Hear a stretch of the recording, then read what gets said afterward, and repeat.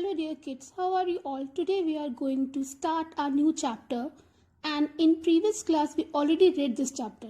So let's start our new chapter number 17, that is History of Communication. Okay, sending and receiving messages is called communication, and the things that we use to express our thoughts and feelings with others are called means of communication. Many things keep happening to us in our life. We want to talk of them to others, but sometimes these persons might be living far away from us. Then we wish to send our messages to them in writing or in some other ways. We spend a lot of time every day communicating with other people. To get in touch with people who are far away, we use phones and the internet. But it was not so simple even 100 years ago. Let us see how things were. Did you know? Before the invention of writing, early humans communicated through sign language or drawings on the walls of the caves. Later, as people learned to write, they started sending written messages. For sending messages, they used pigeons and special persons called messengers from one place to another.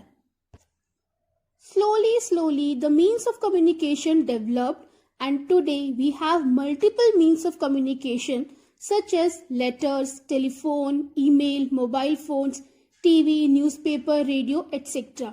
Let's see these different ways step by step. Okay? First is letters and postal services. A letter is a written message that we send to someone. The earliest letters were written by kings and other important people and sent through messengers on foot or on horses. Ordinary people could not send letters. Then about 400 years ago, postal services between large cities were started in France and England. The person who received the letter had to pay for the service. The postage means charge for sending a letter. The postage was high and only a few cities with post offices were served. So very few people used postal services. About 200 years ago, the postal services became prepaid. It also became much cheaper to send letters. To show that a letter had been paid for, it was stamped using ink. Soon, this method was replaced by the postage stamp, which was a small piece of paper worth a small amount of money. The stamp was stuck on the letter to show that the charges for sending the letter had already been paid. Lower costs and more post offices led to a wider use of postal services. At the time of India's independence, most post offices were in towns and cities. Now, India has the largest number of post offices in the world. Most of these are in villages where the postal system is very important. This is not only because courier companies charge a lot more for letters and parcels, but also because they do not serve many places.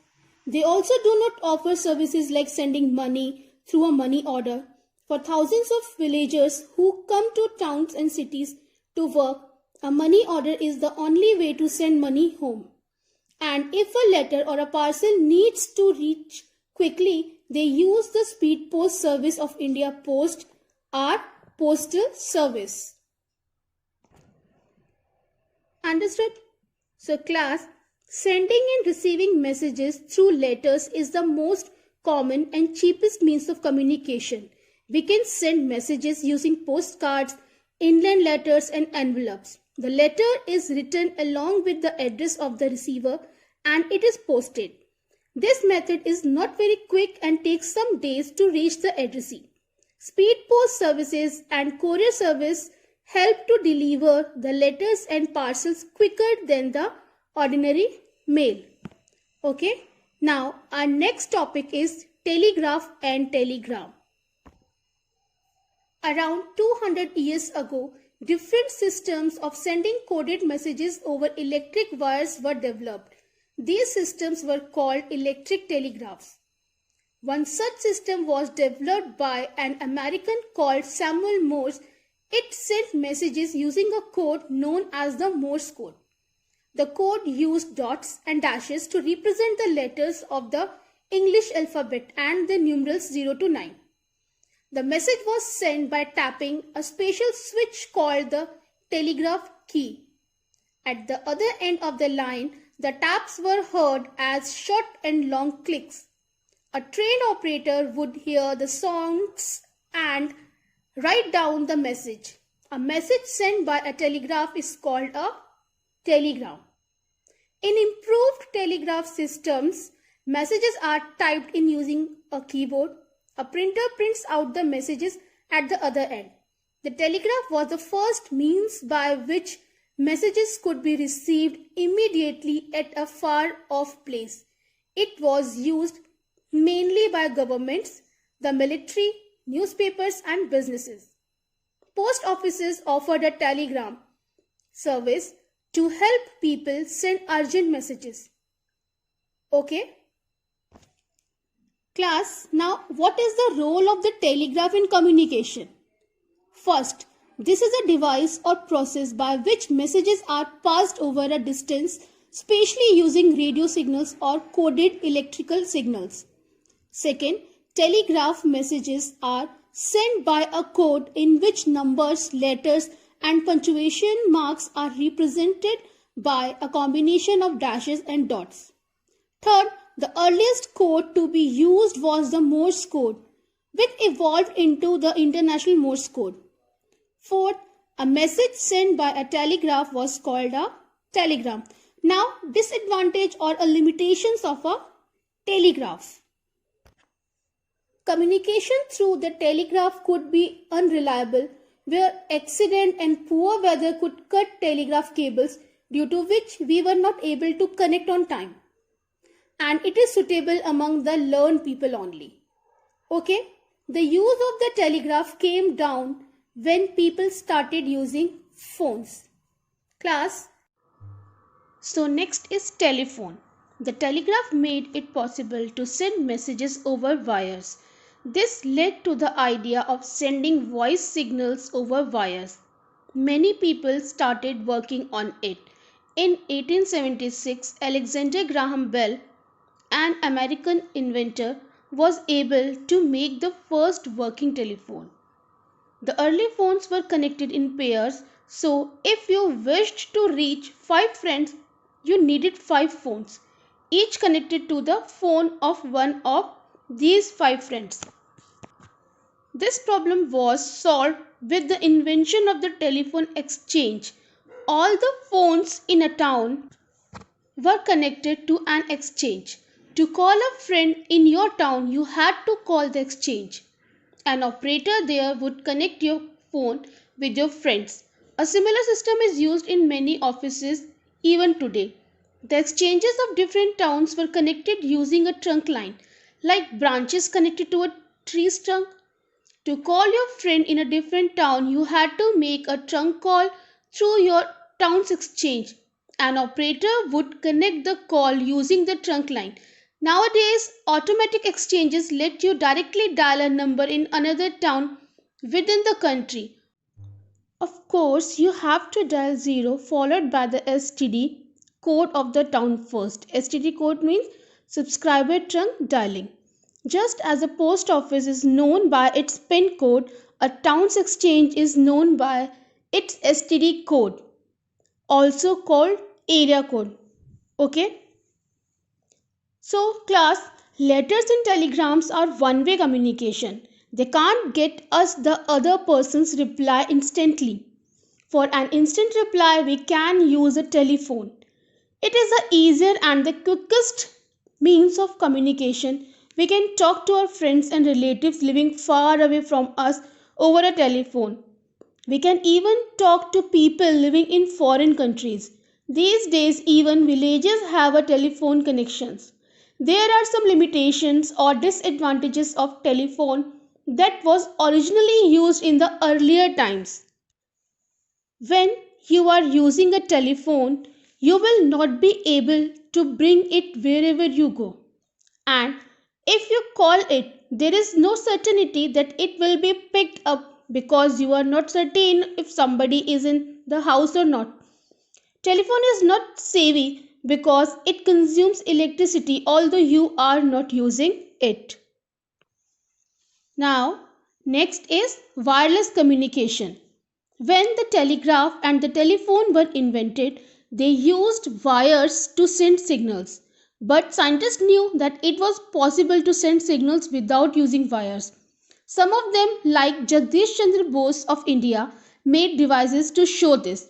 Around 1894, the Italian inventor Guglielmo Marconi started work on a system that would send and receive wireless signals called radio signals. Soon he developed a wireless telegraph. It was the first use of wireless communication. Wireless communication brought many changes. It became possible to send messages to places that were not connected by wires. One of the first use was to send messages to ships at sea and later to flying aircraft. Then came radio, television and mobile phones. Now next is radio and television. Some years after the development of the wires telegraph, radio stations were set up. They started broadcasting music, news and other programs. Thousands of people could hear these programs on their radio sets at the same time. It gives us latest news and lot of useful information. It also provides entertainment through songs, music, drama, commentary, etc. Now, in 1925, John Logie Baird made the first television broadcast. Television made it possible to use moving pictures to communicate. Then TV stations were set up to broadcast news, movies, serials and a wide variety of other programs. It brings everything that radio does, but we can see the events as well. The national television channel of India is called Doordarshan. It reaches maximum people of our country. Various other channels like Aaj Tak, Zee News, Star Plus, Zee TV, Colors, BBC, Republic Bharat, etc. are also very popular. Messages sent out through radio and TV can be heard or watched by millions. These are means of mass communication and are very useful for warning people about things like floods or storms. Radio and TV also allow people to hear or watch live broadcast of sports, musical and other events held anywhere in the world. Okay, so radio and television are still the most effective means of mass communication. They can be used to convey information to illiterate and poor people who cannot read newspaper. Radio is an audio medium whereas television is an audiovisual medium that provides coverage of events from all over the world. Now next is mobile phones. The first handheld mobile phone or cell phone was made in 1973. Within 6 years, a mobile phone service started in Japan. Mobile phone signals can travel only a short distance. To send signals over long distances, towers that can pass on signals are needed. A city may have many towers, each for a small area, called a cell. When a call is made on a mobile, the signals are picked up by the nearest cell tower. They are then passed from cell to cell on their way to the called phone. Mobile phones have become very popular even in villages. One reason is that they can be carried around. Another is that they have become quite cheap. Cheap means not costly.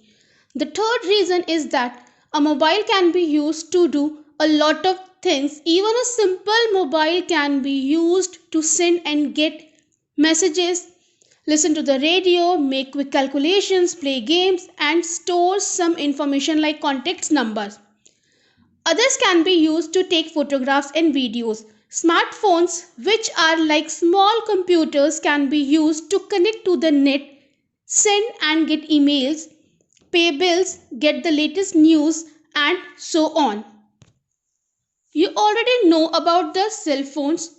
We are using them now. Okay. Now, last is internet. Perhaps the most useful means of communication today is the internet, the net. It can be used to send emails, video chat with people across the world, share pictures, read the news, and so on. It started off as a small network of computers in the USA in 1969. In those days, there were no personal computers. In the 1990s, the number of personal computers grew and the internet became a worldwide computer network. Now you can connect to the net using computers, smartphones, and other devices. Okay, students, the internet is the latest and fastest means of communication. We can use the internet to send messages and hold conversations. The system of sending messages using the internet is called email. So, this is all about history of communication. Hope you all get it. Students, now you know what you have to do in your homework. Read the chapter and fill the bookwork. Bye. Take care. Have a nice day.